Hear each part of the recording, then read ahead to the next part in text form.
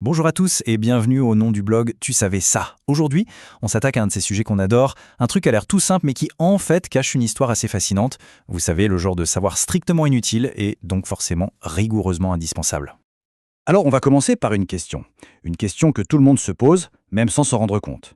Pourquoi est-ce que l'odeur du pain qui sort du four ou celle d'un bon café nous fait autant de bien? Qu'est-ce qui se cache derrière ce réconfort presque magique?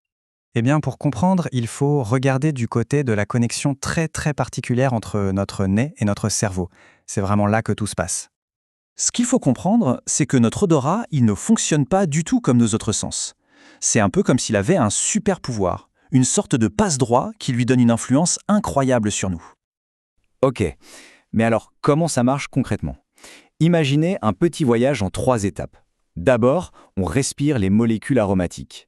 Ensuite, et c'est ça la clé, elles filent tout droit vers notre système limbique. C'est le centre de contrôle de nos émotions et de nos souvenirs.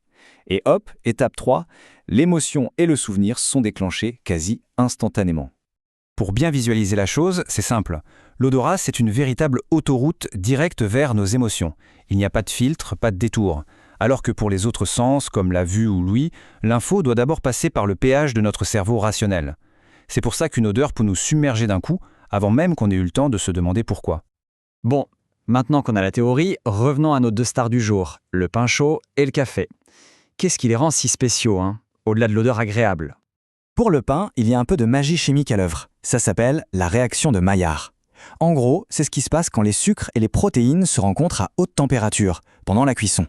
C'est cette réaction qui donne au pain sa belle couleur dorée et surtout cette odeur grillée et réconfortante qu'on aime tant. Mais attention, tout n'est pas qu'une question de chimie, loin de là. Le pain, c'est aussi un symbole culturel hyper puissant. Depuis la nuit des temps, il est lié à la survie, au foyer, au partage. Donc sentir l'odeur du pain chaud, c'est comme réveiller en nous un souvenir très ancien, un sentiment de sécurité et d'abondance.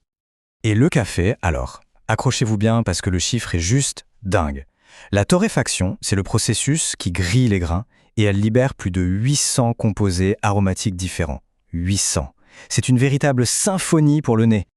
L'odeur du café, c'est un paradoxe super intéressant. D'un côté, elle est stimulante, c'est une odeur puissante, grillée, qui nous réveille, mais de l'autre, elle est hyper rassurante. Pourquoi? Parce qu'elle est liée à nos rituels. C'est le signal du début de journée, de l'énergie qui revient, mais aussi des moments de pause, des moments partagés avec les autres. Ok, on a la chimie, on a la culture, mais il nous manque une pièce maîtresse du puzzle. Et cette pièce, c'est le lien incroyable entre ces odeurs et nos propres souvenirs. On connaît l'expression, la fameuse Madeleine de Proust. Eh bien, le pain et le café, c'est exactement ça. Ce sont des Madeleines de Proust olfactives. Une seule bouffée et hop, on est transporté des années en arrière. Le petit déjeuner chez mamie, le premier café partagé, des souvenirs qu'on pensait peut-être oubliés. Et ce phénomène, il a un nom scientifique. C'est la mémoire olfactive involontaire. Et ce n'est pas juste une belle expression, c'est reconnu comme étant la forme de mémoire la plus solide, la plus durable qu'on possède. Une odeur peut vraiment faire ressurgir un souvenir qu'on croyait perdu à tout jamais. Alors là, on pourrait se dire, ok, c'est intéressant, mais c'est un peu un savoir inutile, non? Et c'est là qu'on répond, oui. Et comme tous les savoirs inutiles, il est donc absolument indispensable. D'ailleurs, on va voir que ce savoir a des applications très concrètes et parfois assez surprenantes. Tenez, un exemple tout simple. Une étude française a montré un truc assez fou. Des gens dans la rue étaient beaucoup plus enclins à aider un inconnu qui avait fait tomber quelque chose s'il se trouvait juste devant une boulangerie. C'est comme si l'odeur du pain frais nous rendait littéralement plus gentils. Et pour le café, c'est pareil, c'est assez bluffant. Le simple fait de sentir son arôme, même sans en boire une seule goutte, ça suffit pour améliorer notre attention et notre vigilance. Notre cerveau réagit direct, juste avec l'odeur. Et évidemment, il y en a qui ont très bien compris tout ça. Je parle du monde du commerce, bien sûr. Le marketing olfactif, ça a dit quelque chose. C'est quand on diffuse des odeurs artificielles de pain chaud ou de café dans les supermarchés. Le but, jouer sur notre cerveau émotionnel pour nous donner envie d'acheter. Et ça marche. Et ça va même plus loin. Jusque dans le monde du luxe, de la haute parfumerie, certains créateurs n'hésitent pas à glisser des notes de café torréfié ou de pain grillé dans leurs parfums. L'idée, ce n'est pas de sentir le petit déjeuner, évidemment, mais de créer cette sensation de chaleur, ce sentiment de cocooning et de réconfort.